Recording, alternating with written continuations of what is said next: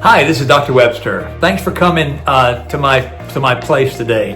As you know, but maybe you don't know, I've been posting a series of videos because cancer, heart disease, and diabetes run in my family.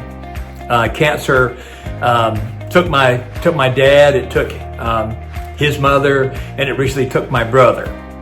And then heart disease took my mother and then her only sibling, a younger brother. And that happened when they were about my age in their mid-60s.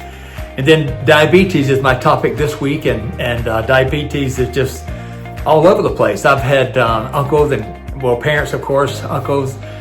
Danny, my brother, had it. And then I've had cousins lose, part of their lower leg because of diabetes. So it's just, it's all in my genes. So I want to start today. I am not an endocrinologist. I don't pretend to be. If you have diabetes, you listen to your medical doctor and you do what he or she says. I'm not here to replace that, but I'm here to tell you what I'm learning and what I'm doing for my life. At this point in my life, my other family members would have already had one or two of these conditions, and thus far I seem to be healthy. I get examinations, I get blood tests done. I'm doing great, and I'm very thankful for that. So let's talk a little bit today about diabetes and this term insulin resistance and what that term means. So insulin is made by your pancreas, and we'll talk about that more. Insulin is an important hormone that controls many bodily processes.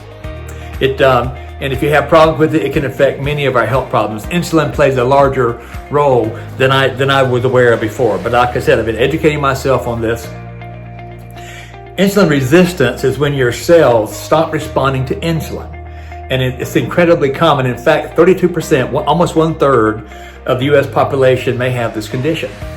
Depending upon the criteria, the number may rise to 44%. A lot of us have this, and so your lifestyle can affect it, and we'll talk about that. Although insulin is mostly implicated in blood sugar management, it also affects fat and protein. Everything you put in your mouth, to a certain extent, insulin has something to do with it. Insulin is what gets you eat food, and that food turns into glucose. It gets in your blood, and the insulin's responsibility is to take the glucose out of the blood and get into the cells. So when you eat a meal that contains carbs, like I said, the amount of blood sugar in your bloodstream increases. So the cells in your pancreas realize this through certain communication networks, and so the pancreas begins to make insulin, and it dumps it into your bloodstream. And so, like I said, the insulin is supposed to help the glucose out of your bloodstream get into the cells so that your cells get what they need. Sometimes the cells stop letting the insulin do its job, and this is what I want to talk about. Under this condition, your pancreas produces even more insulin because your pancreas is getting a feedback from the body that we need more insulin because we got a lot of glucose in the bloodstream. But the bloodstream glucose is not being taken out into the cells because your cells have blocked the insulin from doing its job. This is called insulin resistance. Over time, your cells become even more resistant, and your pancreas is working as hard as it possibly can. And in my brother's case, he was diagnosed with pancreatic cancer. And I'm not saying this, but if any part of your body is overworked and really stressed and traumatized, we've talked about cell replication, if the organ is under a great deal of stress and it's trying to do what it can to do what it's supposed to do, then sometimes things go wrong. So anyway, just something to think about. So what causes it? One factor that they think causes insulin resistance is increased levels of fat in your blood. And so we just have to face this. So numerous studies show that high amounts of free fatty acids in your blood can cause your cells to stop responding. The main cause of elevated fatty acids is eating too many calories and carrying excess body fat. In fact, overeating, weight gain, and obesity are all strongly related to insulin resistance in your body. So the American people, look at us. 60% of us are either overweight or obese, and we're just one of the most overweight populations in the country. In the world, our country is. Visceral fat, which is that belly fat, which I have a little bit, and maybe you do too. It accumulates around the organs, and it may release many of these fatty acids to your blood. Okay, so what are some of the reasons that you may have insulin resistance? Number one is fructose. High fructose intake from added sugar. Now, not fruit, this is from added sugar, has been linked to insulin resistance. Inflammation, increased oxidative stress and inflammation in your body. Inflammation is huge. I'm going to talk about that on a later video. But most of us have a lot of inflammation and we don't even know it, but it's contributing to our diabetic situation.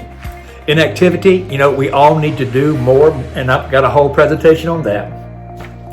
And then with more, you have various, genetic responses, and then Black, Hispanic, and Asian people tend to be at a higher risk as well. Okay, let me go here. So now, how do you know if you're insulin resistant? Well, first and foremost, go see your primary care doctor. I'm a chiropractor and I'm a really good chiropractor, but I don't know how to diagnose you with anything like that. I'm just telling you, I'm on this path to learn what I can, and I'm just sharing it. So if you want to really know, go see your primary care doctor or whomever you trust, get some tests done, and they can tell you. Some signs that you may be insulin resistant is a waistline over 40 inches in men and over 35 inches in women. And so the waistline, that'll tell you. So, maybe you want to check on that and see, because that's the indicator.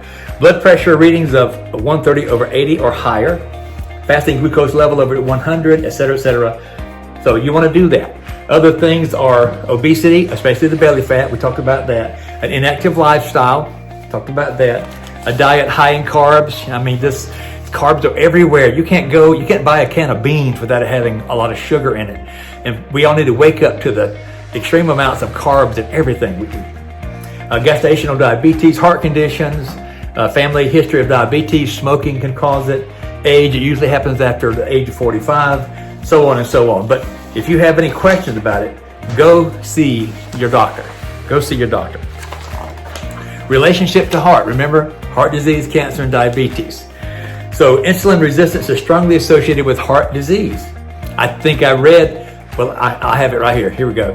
In fact, people with insulin resistant or metabolic syndrome, diabetes, have up to a 93% greater risk of heart disease.